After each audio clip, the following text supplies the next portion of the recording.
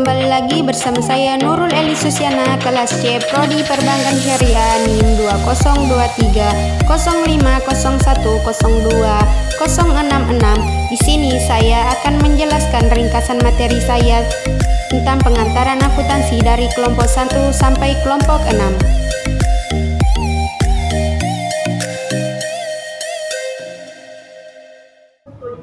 Ringkasan materi pengantar akuntansi dari kelompok 1 sampai kelompok 6. Kelompok 1 membahas tentang pengantar akuntansi.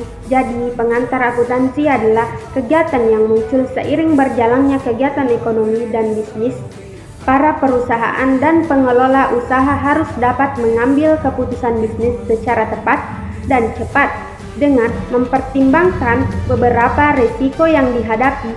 Oleh karena itu, mereka membutuhkan informasi yang sangat dibutuhkan oleh mereka. Akuntansi didefinisikan sebagai proses pencatatan, pengukuran, dan penyampaian informasi agar dapat dipakai sebagai dasar pengembalian keputusan kebijaksanaan.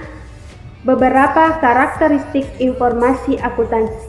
1. Pencatatan kemudian disajikan dalam bentuk laporan akuntansi atau istilah laporan keuangan.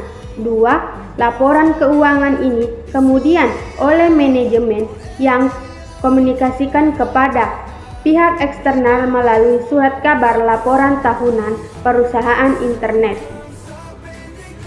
3. Modal penanaman membutuhkan informasi tentang posisi keuangan dan masa depan prospek perusahaan. 4. Kreditur dan pemasok perusahaan akan menilai kesehatan tidaknya keuangan perusahaan. Ada beberapa bidang akuntansi antara lain. 1. Bidang akuntansi publik, audit atas laporan keuangan, akuntansi konsultasi, manajemen, dan perancangan sistem akuntansi. 2. Bidang akuntansi manajemen, pengukuran kinerja, pengangguran, dan pengembalian keputusan. 3. Bidang akuntansi keuangan, pengukuran dan pelaporan keuangan. Ada beberapa sifat informasi akuntatif antara lain. 1. Relevan, yaitu informasi harus relevan dengan kebutuhan pengguna. 2. Adal, yaitu informasi harus dapat dipercaya. 3. Komparatif, yaitu informasi harus dapat. Ada beberapa jenis laporan keuangan antara lain. 1. Laporan laba rugi. 2. Neraca. 3. Laporan arus kas. Yang kedua, tentang menganalisis transaksi. Analisis transaksi merupakan kegiatan yang penting dalam tahap siklus akuntansi.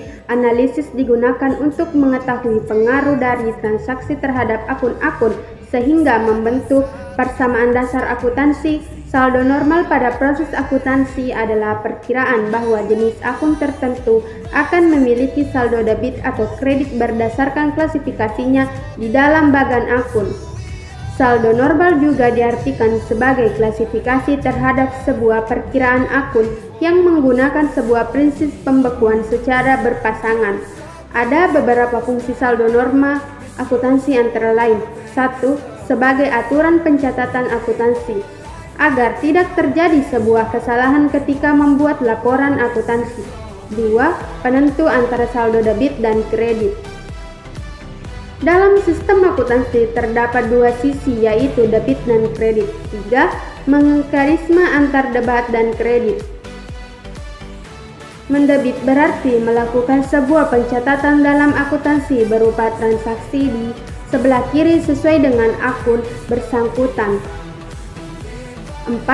Pengelompokan akun real. Akun real dalam akuntansi ini meliputi neraca di mana berupa harta atau aktivitas seperti haknya, perlengkapan, peralatan, dan yang lainnya. 5. Pengelompokan akun nominal. Akun nominal merupakan sebuah akun yang terdiri dari pendapatan dan juga biaya atau beban. 6. Memudahkan membaca aset dan kewajiban. Ketika perusahaan memiliki banyak aset, dalam arti keuntungan tentu, akan dengan mudah kita mengetahui bagaimana saldo normal yang seharusnya. Sebagai contoh, Ketika akun Siva berbeda sebelah kiri, tentunya hal itu menandakan bahwa keuangan perusahaan aman. Jenis-jenis saldo normal dalam akuntansi yaitu 1. Saldo normal aset. Pada setiap akun atau nomor rekening, jumlah dari saldo akan selalu dilakukan perhitungan terlebih ketika membuat laporan keuangan. 2. Saldo normal liabilitas dan ekuitas. Akun liabilitas dan juga ekuitas pada kondisi yang normal akan beberapa di sebelah kanan atau kredit. 3. Saldo normal pendapatan dan biaya. Berbicara mengenai sebuah pendapatan, tentu hal ini akan menambahkan aset yang dimiliki oleh perusahaan. 4. Saldo normal beban. Akun beban berbeda di sebelah depan dengan alasan ketika perut mengeluarkan uang dalam penyimpangan akan ditulis di sebelah debit.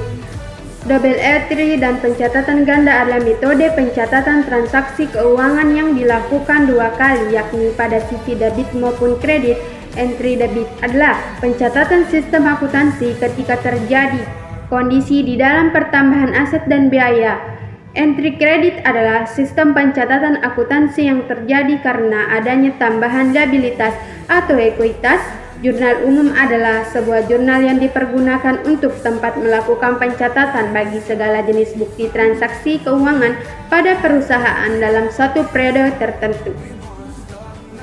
Ketiga, proses penyesuaian. Proses penyesuaian akuntansi adalah tahap penting dalam pembekuan akuntansi yang dilakukan pada akhir periode keuangan seperti tiap akhir bulan, tiap kuartal, serta tiap tahun. Proses ini dilakukan untuk mencatatkan berbagai kesalahan input yang sebelumnya dilakukan ketika menyusun buku besar dan menyelesaikan beberapa akun seperti beban atau pendapatan yang belum diakui pada periode akuntansi tertentu.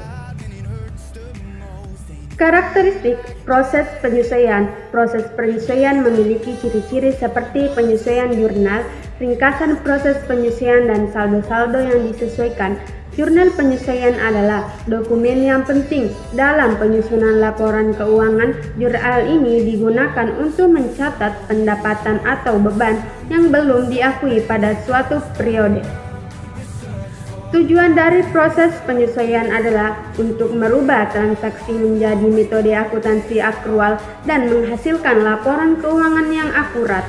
Fungsi proses penyesuaian untuk mencocokkan kesatuan input yang sebelumnya dilakukan ketika menyusun buku besar dan menyesuaikan beberapa akun seperti beban atau pendapatan yang belum diakui pada periode akuntansi tertentu. Cara membuat jurnal penyesuaian. Dengan mencatat pendapatan atau beban yang belum diakui pada suatu periode dan menyesuaikan beberapa akun seperti beban atau pendapatan yang belum diakui pada periode akuntansi tertentu. Contoh jurnal penyesuaian mencatat pendapatan atau beban yang belum diakui pada suatu periode dan penyesuaian beberapa akun seperti beban atau pendapatan yang belum diakui pada periode akuntansi tertentu. Yang keempat, menyelesaikan siklus akuntansi. Siklus akuntansi adalah proses penyusunan suatu laporan keuangan yang dapat dipertanggungjawabkan dan diterima secara umum. Prinsip-prinsip yang dicangkup dalam ruang lingkup akuntansi dalam suatu periode tertentu. Fungsi dan tujuan akuntansi. Siklus akuntansi berfungsi sebagai pemasti dengan menghitung jumlah nyata dari penyusutan aset dengan menggunakan metode yang tepat untuk aset tertentu. Tujuan utama akuntansi adalah mengumpulkan dan melaporkan informasi keuangan suatu bisnis. Proses siklus akuntansi antara lain: tahap pencatatan bukti transaksi, tahap pengiktisaran meliputi 1. Neraca saldo, 2. Jurnal penyesuaian, 3. Kertas kerja, 4. Jurnal penutup, 5. Neraca saldo setelah penutup. Tahap pelaporan meliputi 1. Laporan laba atau rugi, 2. Laporan perusahaan modal, 3.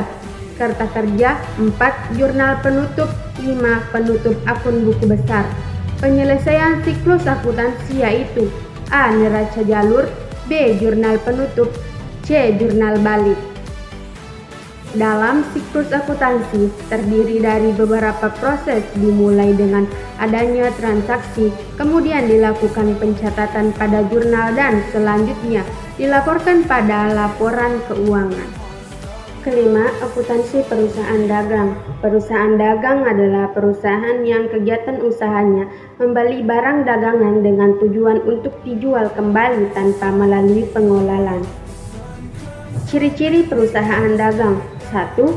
Pendapat utamanya berasal dari penjualan barang dagangan. 2. Biaya utamanya berasal dari harga pokok barang yang terjual dan biaya usaha lainnya.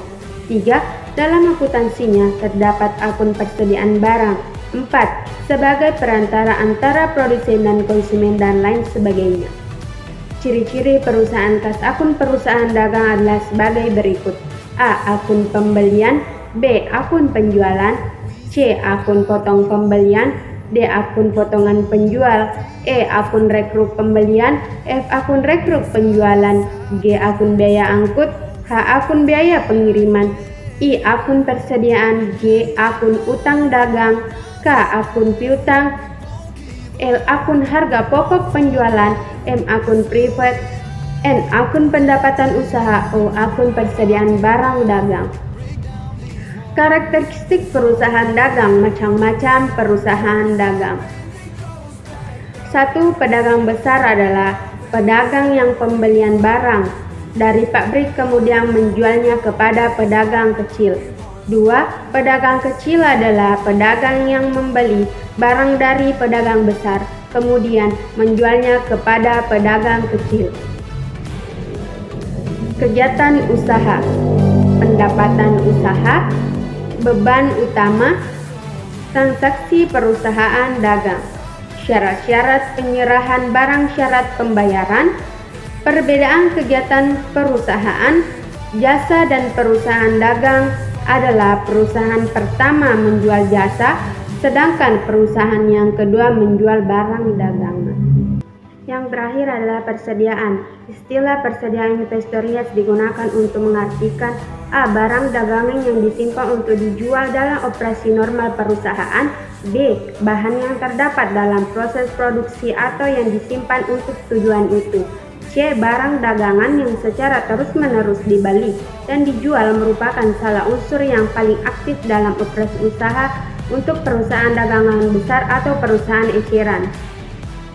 Persediaan adalah meliputi semua barang yang dimiliki perusahaan pada saat tertentu, misalnya digunakan dalam proses produksi atau untuk dijual kembali dalam laporan keuangan. Persediaan merupakan hal yang sangat penting karena baik laporan laba, rugi maupun neraca sebuah perusahaan dagang atau perusahaan industri, persediaan seringkali merupakan bagian yang terbesar dari keseluruhan aktivitas ancar yang dimiliki perusahaan. Jenis-jenis persediaan di beberapa perusahaan. Perusahaan jasa tidak punya persediaan. Perusahaan dagang persediaan berulang barang yang dibeli dengan tujuan untuk dijual kembali pada pelanggan. Tujuan utama dari perusahaan menyuplai persediaan adalah untuk mempermudah atau memperlancar operasional perusahaan baik produksi maupun penjualan.